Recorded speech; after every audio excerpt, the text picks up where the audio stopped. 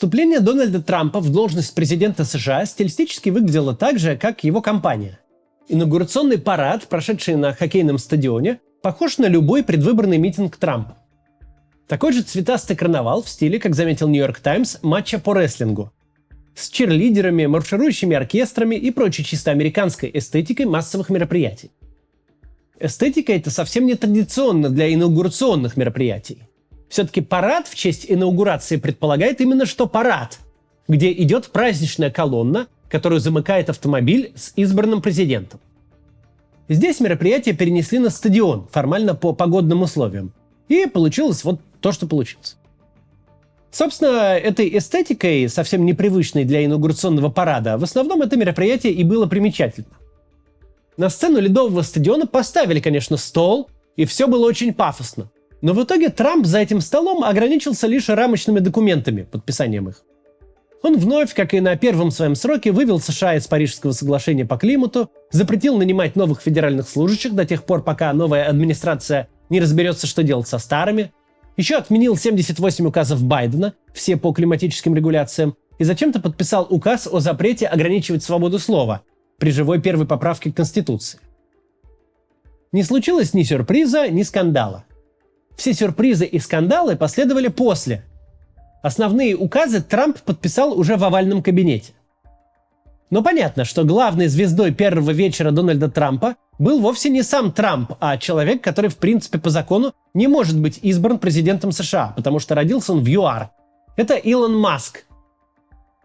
С момента избрания Дональда Трампа в СМИ обсуждались слухи из его ближайшего окружения о большом недовольстве Маском, потому что тот, мол, ведет себя как минимум как сопрезидент. На инаугурации это проявилось в полной мере. Спустя сутки весь западный интернет обсуждает не скандальные указы Трампа, не само мероприятие и не его заявление, а кинул Илон Маск Зигу или не кинул. Если хотите мнение нашей редакции, то скорее не кинул. Точнее, кинул, но не имел этого в виду. Скорее, произошедшее похоже на то, что эмоционально нестабильный человек просто переволновался, и тут оно случайно вырвалось.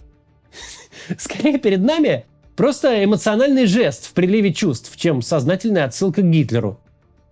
Тем не менее, это не отменяет простого факта. Праздник жизни Дональда Трампа свелся к обсуждению Илона Маска.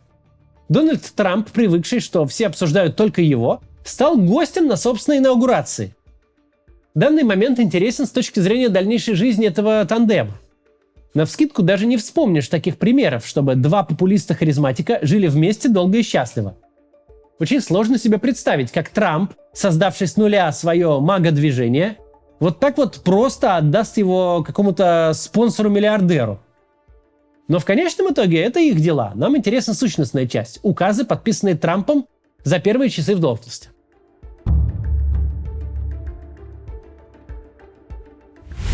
Указы посыпались уже после пышного мероприятия. Трамп объявил чрезвычайную ситуацию на границе с Мексикой, как он уже делал на своем первом сроке, чтобы деньги Минобороны финансировали строительство стены на границе. Отдельным указом Трамп дал сервису TikTok еще 75 дней право не исполнять закон, принуждающий продать американскую часть бизнеса американской компании.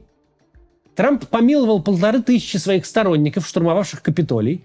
Причем, вопреки ожиданиям, помилование получили не только те, кому не предъявлено обвинение в насилии, но и те, кто пытался совершать государственный переворот с оружием в руках. Вооруженные мятежники в исполнении Трампа стали заложниками.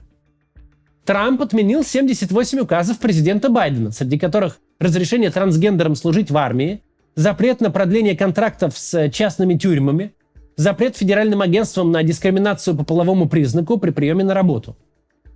Новый президент также вывел США из Всемирной организации здравоохранения, официально создал Департамент государственной эффективности, который возглавит Илон Маск, переименовал гору на Аляске обратно в честь президента Маккинли и Мексиканский залив тоже переименовал в американский. Трамп прекратил работу приложения, позволяющего мигрантам официально уведомить пограничную службу США о своем прибытии. Таким образом, можно было избегать статуса нелегального мигранта. Почти к каждому указу Трампа есть фундаментальные правовые вопросы. Но, пожалуй, самый нелепый и скандальный из них – это фактическая отмена 14-й поправки Конституции, гарантирующей право почвы при получении гражданства. Каждый ребенок, рожденный на территории США, если это не ребенок дипломата или солдата иностранной армии вторжения во время войны, каждый такой ребенок автоматически становится гражданином Соединенных Штатов. Согласно указу Трампа, вводятся дополнительные условия. Ребенок не получит гражданство, если мать находилась на территории США незаконно или временно, по туристической визе, например. Давайте сразу скажем, у этого указа нет никаких шансов на жизнь.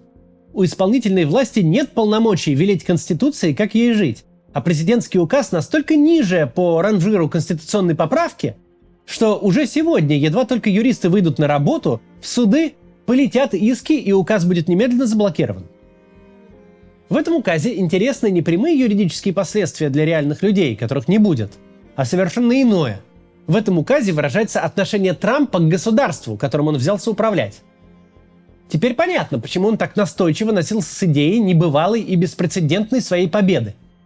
Потому что он явно не ощущает себя просто избранным служащим. Он считает, что получил супермандат, по сравнению с которым любые законы, любое разделение полномочий по ветвям власти – это все какие-то шутки для бедных и больных.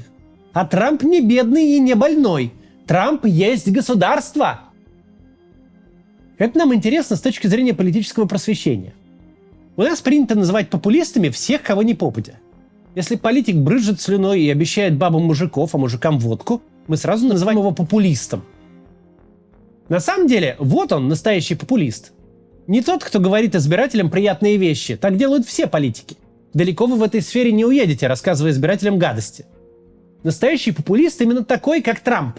Настоящий популист отрицает институты. Говорит и действует, исходя из того, что народ вручил ему власть. У него с народом, мол, прямая связь.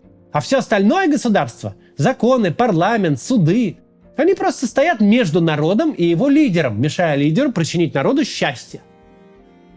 Мы такие приемы хорошо знаем по пропагандистскому нарративу Путина.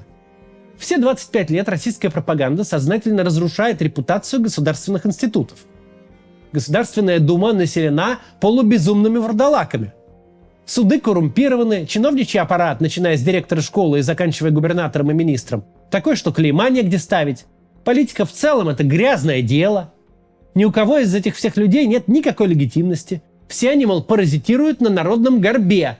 Есть только Путин, который за народ и против всех вот этих, против элиты, которую он сам же сделал элитой. Демонстративное подписание указов Трампом, симуляция прямого президентского правления – это популистская политика, как она есть. Абсолютно неважно, какова будет судьба этих указов. Неважно, что они не устоят в судах. Важно, что Трамп заботится о народе, а те, кто будет его указы выбрасывать в урну, это враги народа, и Трамп уж точно тут ни при чем. Самый же главный для нас вопрос – это отношение Дональда Трампа к российско-украинской войне. В первый же день своего президентства Трамп в целом подтвердил все предсказания внятных русскоязычных американистов.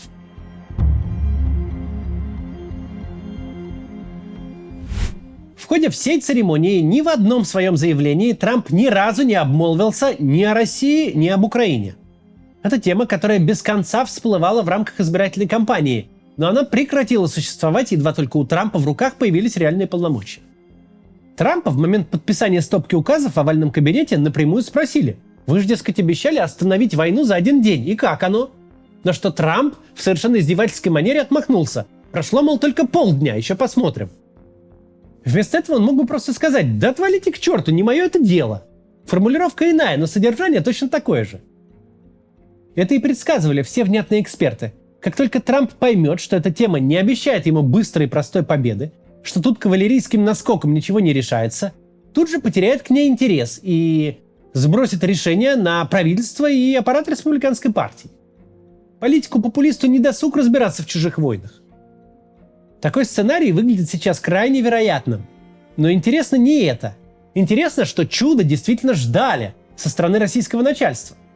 Мол, в Вашингтоне теперь будет сидеть пророссийская администрация.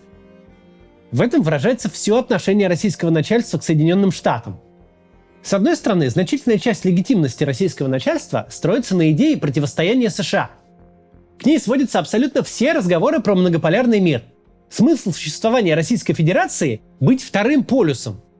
На любое черное США говорить белое, дружить со всеми, с кем США враждуют, и наоборот.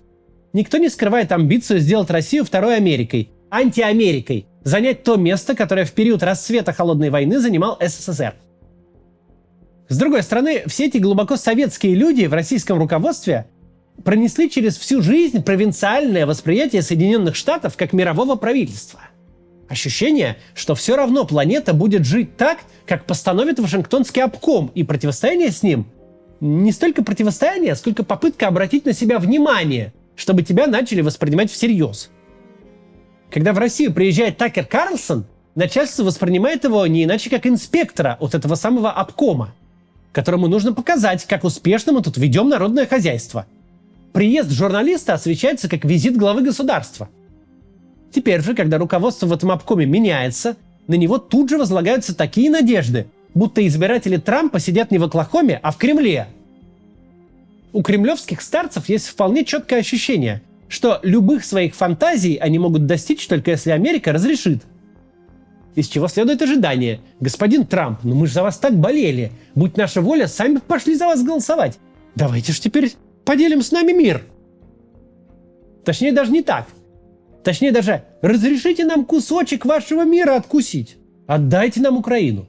Ведь если Трамп отдаст, останется только забрать. Если Трамп разрешит победить, победа, мол, случится немедленно. В этом вся неадекватность их восприятия мира, как она есть.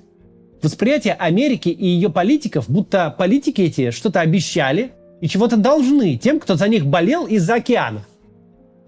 А также это иллюстрация неадекватного восприятия роли США в мире. Ведь если мы воспринимаем американского президента как властителя мира, то весь мир, дескать, должен думать так же. Все же пляшут под американскую дудку. Вот позвонит Трамп Зеленскому, тот тут же и капитулирует. Реальность же не просто в том, что Трамп очень легко относится к своим обещаниям, а в том, что кремлевским старцам он ничего не обещал. Трамп может сколько угодно симулировать буйно помешанного, но он будет находиться внутри американской системы, у которой есть свои интересы. И эта идея в голову провинциальных советских дедов не помещается. И вот, вступив в должность, Трамп говорит только о том, что интересует конкретно его избирателей. В первую очередь о миграции. И ни словом Путина не упоминает. В то время как Путин так старался, даже заседание Совбеза перенес, чтобы Трампа поздравить. Тогда в очередной раз приходит осознание: Трамп-то не другом Путина избирался. Ничего ему не обещал. А все фантазии о трансатлантическом единстве, в котором будет поделен мир, это фантазии исключительно путинской головы.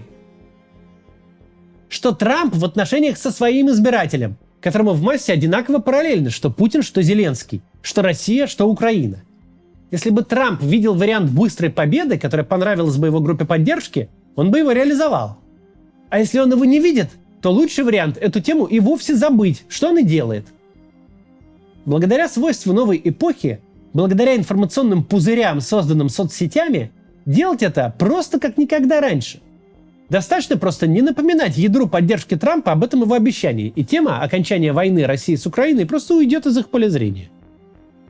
В целом, самая интересная сейчас тема не в том, как Трамп и американские институты будут бодаться между собой. Это проблема американцев в конечном итоге. Самый интересный процесс – это постепенное осознание кремлевскими старцами, что Америка остается Америкой, а Трамп не нанимался разгребать их проблемы. Что очередную надежду на дележ мира нужно выбросить в ту же урну, где уже лежит зима, которая без русского газа заморозит Европу, и та заставит ее капитулировать. До завтра.